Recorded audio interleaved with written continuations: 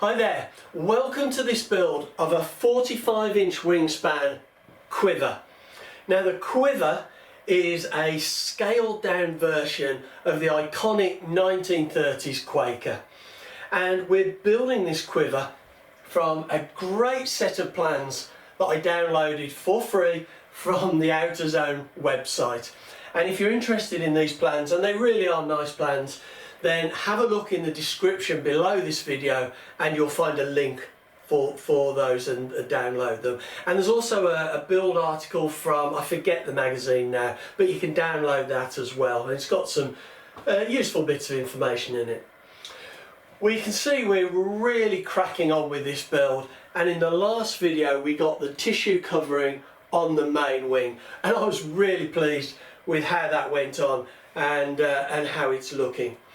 And now we need to be moving on to covering the tailplane and the elevator and the fin and rudder. And what we're going to be doing in this video is we're going to be covering them in 38 micron doculam, or laminating film I should call it. And it's a really thin film that has a glue that is heat sensitive, and it shrinks and it stretches. It's a really nice material to use, and we'll have a closer look at that in a minute as we start to cover it. Now the technique I'm going to be using for covering these in laminating film is going to be a little bit different to that was used in the main wing, just because of the shape of them. And there's a kind of a I was going to say easier way we can do it. It's not easier, it's just different. So we'll have a look at that in a minute. Now the first thing I'm going to do is I'm going to go outside with some nice fine garnet paper. This is what, 320 grit, and I'm just going to make sure this is absolutely smooth, no high spots, because when we start covering it, it's the point of no return. If we've left a high spot on a joint, it's always going to be there.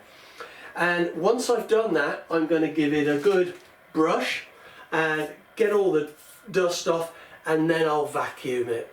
I'm not going to wipe it down with anything. I think a brush and a vacuum will be absolutely fine. So I'll go and get that done now, and then I'll get the laminating film out, we'll set this up, and we'll see how it goes. Right, I've got these cleaned up and I'm happy now that they're ready to be covered. It's important to remove any pencil lines that you've put on for the hinges or for the centre line on the ball nose and the trailing edge, because they'll more than likely show through the covering if we don't. Now, one thing I've done with this tailplane is I've added 2 extra pieces of 3/16 balsa either side of this central section. And the reason I've done that is because when we want to glue this in, if there's only a single piece here, there's not much for the covering to stick onto once we've cut out a little bit here to expose the balsa. So it just gives more purchase to the covering material, the laminating film and the tissue at the side. It'll add a little bit of weight, which I'd rather not, but I'm sure it'll be fine. It's far better to get your covering secured there for when you come to do this attachment. I've got these pegs glued and trimmed and glued in place, so that will slot in there. We're going to cover these separately, and then we will join them together and glue them. Now we've got the hinges in at the moment, but the hinges aren't going to stay in. They're just pushed in at the moment. It's quite a tight fit, some of them, but better than being sloppy. So we're going to cover these components individually, and then we will put them together and glue the hinges in, and we'll have a look at that at a later date. So just get these out. Right, and we'll do that to the tailplane in a second. Now this is the material we're going to use to cover the structures, and this is the 38 micron laminating film. And we can see it's shiny on this side and it's matte on this side. This is the side with the glue on, so that needs to be down onto the structure, so shiny side up. And you can see it's opaque at the moment, but as we start to heat it up and to shrink it, it will become clear. Now what we're going to do is we're going to cut a piece of this big enough for the tailplane, and we'll just cut that with plenty to spare. There we go. And we're going to stick this down now nice and tight onto the covering mat, and we're going to slide the tailplane underneath it. But first I'll get these hinges out. Okay, so here we've got the elevator. We'll do that first, nice and simple. And we're going to get some tape. I'm just using magic tape, Scotch magic tape, which I seem to use vast amounts of because it's so useful for nearly everything. So I'm just going to stick this down now nice and taut to the cutting mat, and I'm going to go round and do all of it so it's really nice and tight. And then what we're going to do is we're going to slip the structure under the film, and we can just adjust this as we go like this.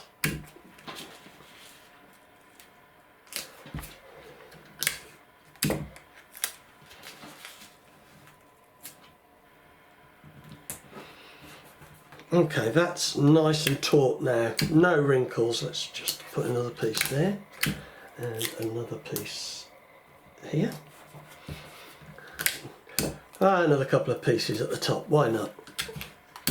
Actually, that's just put a little bit of a wrinkle in it. There we go. Now what we're going to do is we're just going to slip this underneath, and we can just use a ruler just to slide that under.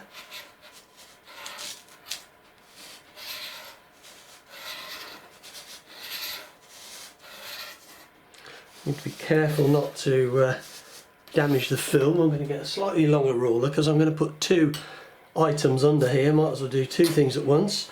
No point in wasting the film, although it is extremely cheap. It's as I said, it's 38 microns. It comes in 150 metre long rolls, and I paid about £19 sterling for the roll, and the roll is 320 millimeters wide, but you can get it in different lengths.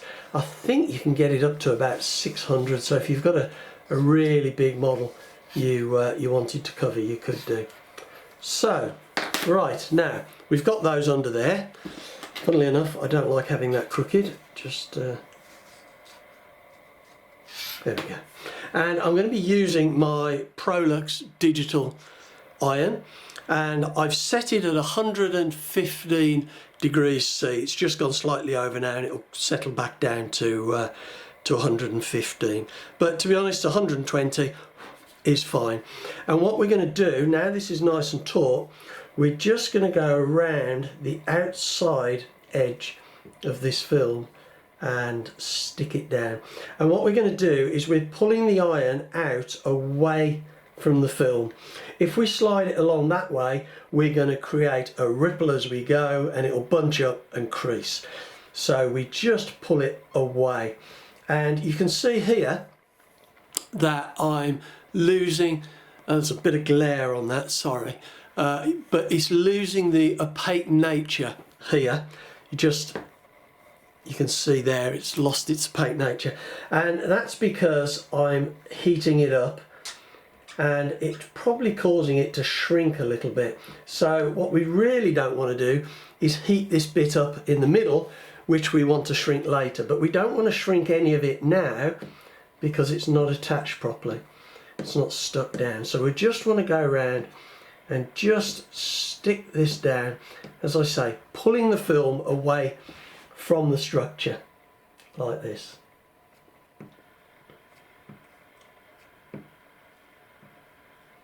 There we go. My apologies for the glare on the film. It's so difficult to get this lined up often without getting a glare on it from the lights, and obviously we need good lights. So that now appears to be stuck down. and we haven't done any of the shrunk any of the stuff in the middle, the film in the middle. That's what we call the stuff. And we'll just do this one now.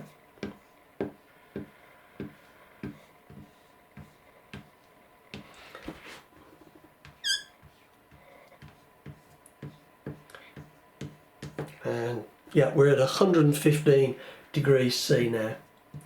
My apologies if you work in Fahrenheit, as I know a lot of people who watch these videos do. I can work in imperial and metric when it comes to measurements and even weights, not quite as well, but even weights. But when it comes to temperature, I'm totally dumbfounded when it comes to Fahrenheit.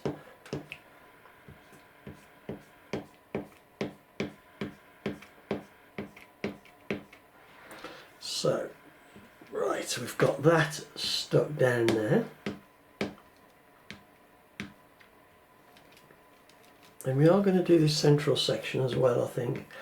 Right, I will do that central bit now, and then we'll come back and we'll have a look at how we're going to cut this out and just finish off the edges.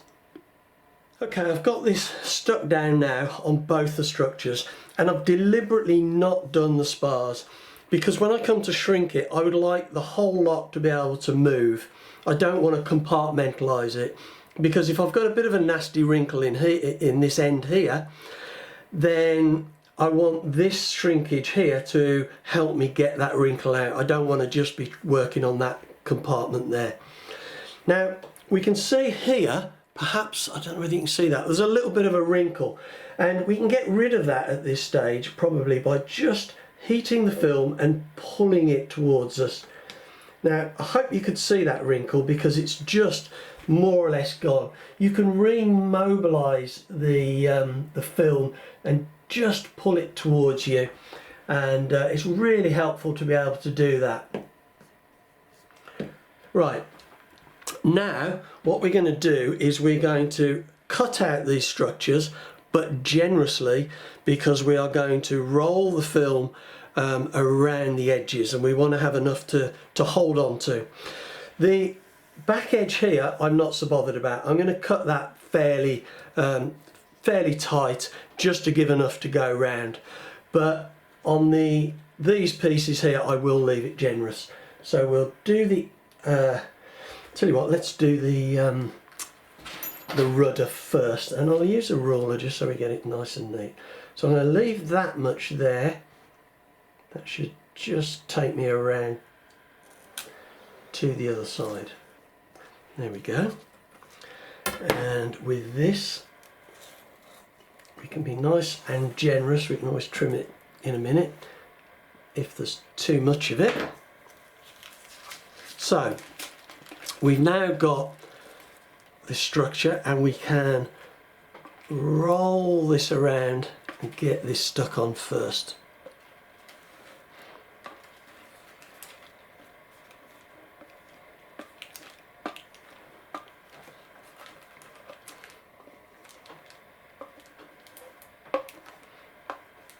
There we go. Now I'm going to have to cut this here and just I probably won't have any film in this little bit here because it'd be quite awkward. That's where it goes over the central piece of the elevator.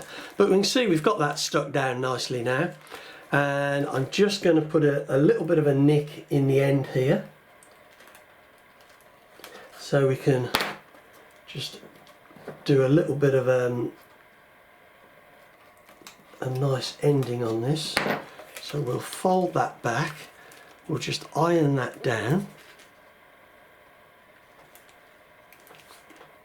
Now the thing about this film is that if we get a crease in it, it's not the end of the world, because we can actually iron the creases out if we want. But it's so thin that the creases just disappear. Now I'm just going to stick this on this back edge here, and then I'm going to whack the temperature up to about 170, 180 to shrink this around. In fact, I'll tell you what, I'm going to do it now because we're starting to get onto a bit of a curve. So I'm going to take this up, as I said, and let me take it up to 170. There we are. We just need to wait a minute for that to come to temperature. While that's happening, I will cut this out and get this out of the way in case we damage it. Right, my iron's up to temperature now, and I'm just going to put this towel down because it'll just help to hold the item as I'm heating it up. It's not going to be sliding all over the place on the covering mat. And I've got the temperature now, 170 degrees C, and we're just going to now bring this around and just stretch it a little bit.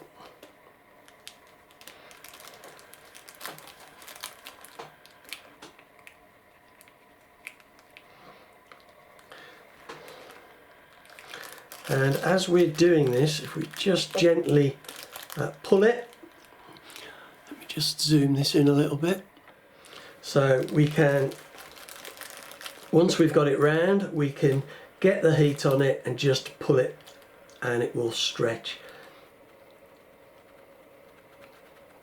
There we go. We can see now there are no creases in that bit, and we just need to work our way around getting these creases out, or potential creases, and getting it stuck down. There again, there we go. It's amazing how well Doculam will stretch and how well it stands up to quite high temperatures, really.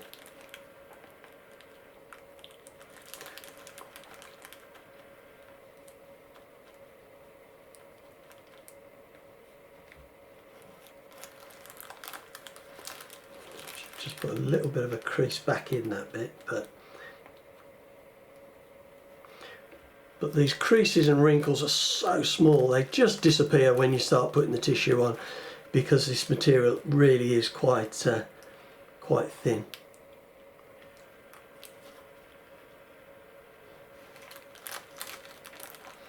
So what I will do is I will get on and finish doing all of this, and then I'll get it trimmed up, and then we'll do exactly the same process to get the Doculam, oh sorry, I keep calling it Doculam, the laminating film. Doculam is a kind of a brand name, but this isn't Doculam, this is just a generic film, I think.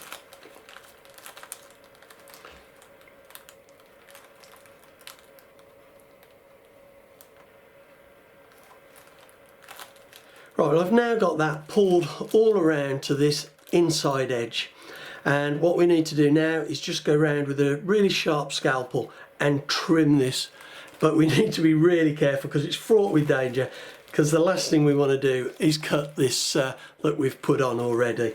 So we just need to famous last words, we just need to be really careful how we do this, and we need a really nice sharp scalpel. Now, because we've come round to this inside edge, it means that when we do the next side, we can just come round to this back tip here. We don't need to take it all the way around, and we've got a really good seal of film. So I'm just lifting this up, so I'm not actually taking my scalpel tip anywhere near the film on the underside, hopefully.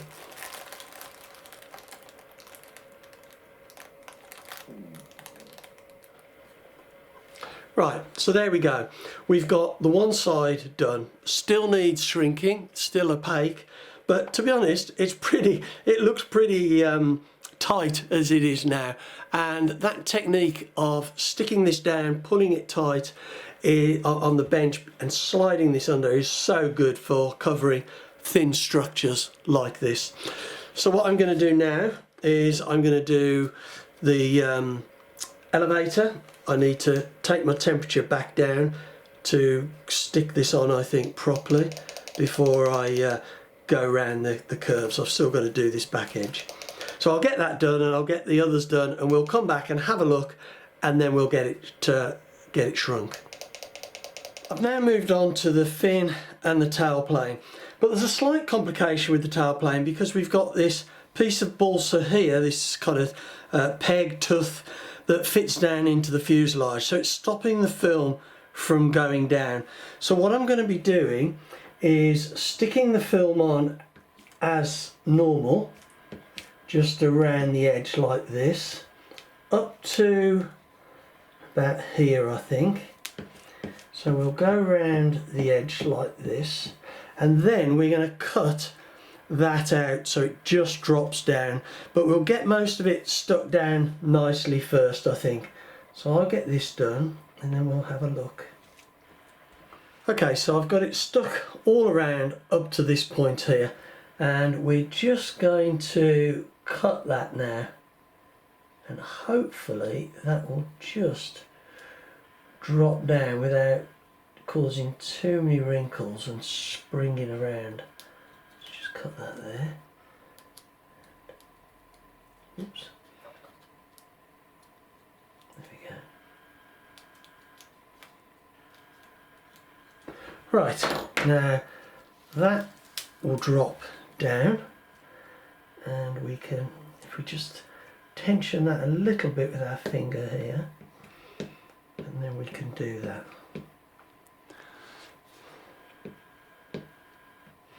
And we'll come around the other side. One of the beauties of having a kind of a bench that's a peninsula or an island, you can get around both sides of what you're working on, which is actually really, really useful at times.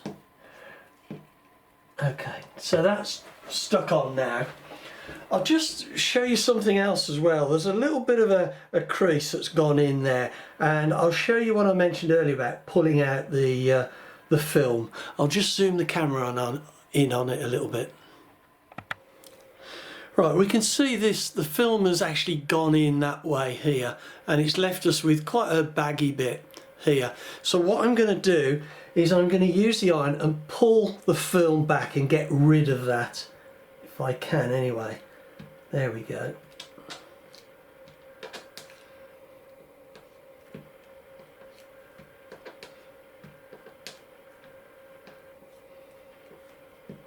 There, and we can see now that that has more or less gone a little bit here, perhaps. But it's great the way you can kind of reposition it. That's nice and taut now there, and we can get on and make sure this is stuck down, cut it out, and we'll do get on with doing this covering. Actually, I'll just stick that down there.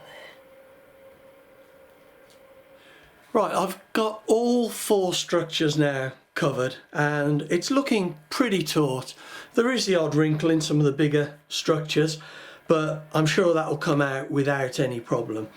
And I'm going to use my digital iron again on 150 to start with, and we'll see how that goes.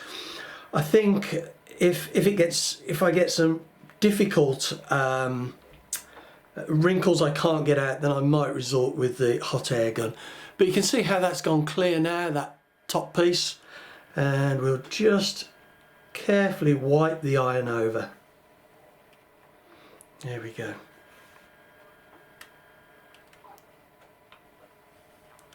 Now I think with this, well, I was going to say about putting a hole in to equalise the air pressure, because I could see it bulging, but to be honest, it's only while the heat's on, and now that's gone back down again, so I think that'll be fine.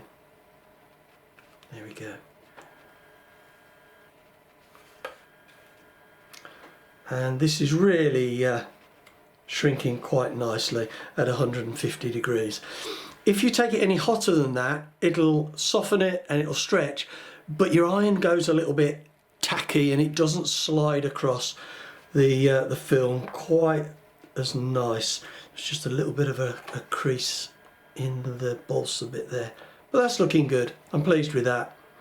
Now you can see that's going a little bit hazy in there, but I think that will clear. Maybe just give it another.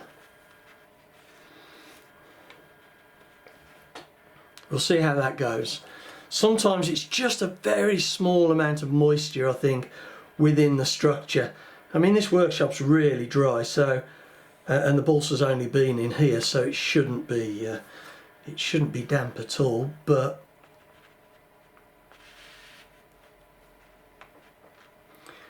we can see again, these are just clearing lovely, and just there we go.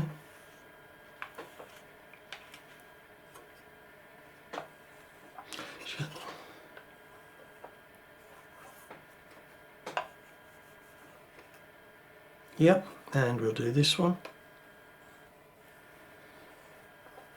It's quite a rewarding process using this film. I do like it. It's quite a nice product to use, and it's very forgiving. And if there's a problem, then it's so cheap that you can just take it off and start again without any worries about how much you've just put in the bin. So that's looking good. And we'll get on and do this. So I will get on and do these, and then we'll have a look at them once we've finished. Right, well, I've now got all 4 structures finished. The film has shrunk and it's looking great. I'm really pleased with the way it's gone on, and it's a fairly simple process once you get used to it. Eventually we'll need to cut out this centre section here, but we won't, of the film and the tissue, so that we've got a bare balsa piece of 3/16 down the middle, so that we can then glue to this underside of the fin. And this is bare balsa here at the moment. I didn't cover that, so that'll just slot in there like that.